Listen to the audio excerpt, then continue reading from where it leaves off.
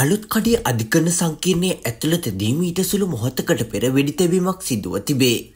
පොලිසිය පැවසුවේ වෙඩිතැබීමෙන් සංවිධානාත්මක අපරාධකාරී නායකයෙකු වන ගණේමුල්ල සංජීව නැමැත්තා ජීවිතක්ෂයට පත්ව ඇති බවයි. ගණේමුල්ල සංජීව නැමැත්තා නඩු කටයුත්තක් සඳහා බොස්ස බන්ධනාගාරයේ සිට අද පෙරවරුවේ අලුත් කඩේ අධිකරණ වෙත රැගෙන විත් තිබුණි.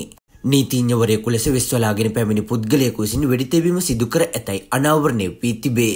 මෙන්න එම පොත නැවතත් අලුත් කඩේ අධිකරණ සංකීර්ණයේ ඇතුළතදී මීට සුළු මොහොතකට පෙර වෙඩිතැබීමක් සිදුව තිබේ. පොලිසිය සඳහන් කළේ වෙඩිතැබීමෙන් සංවිධානාත්මක අපරාධකාරී නායකයෙකු වන ගණේමුල්ල සංජීව නැමැත්තා ජීවිතක්ෂයට පත්ව ඇති බවයි. ගණේමුල්ල සංජීව නැමැත්තා නඩු කටයුත්තක් සඳහා බෝස බන්ධනාගාරයේ සිට අද පෙරවරුවේ අලුත් කඩේ අධිකරණය වෙත රැගෙන විත් තිබුණි. නීතිඥවරයෙකු ලෙස වෙස්වලාගෙන පැමිණි පුද්ගලයෙකු විසින් වෙඩිතැබීම සිදු කර ඇතැයි අනාවරණය වී තිබේ.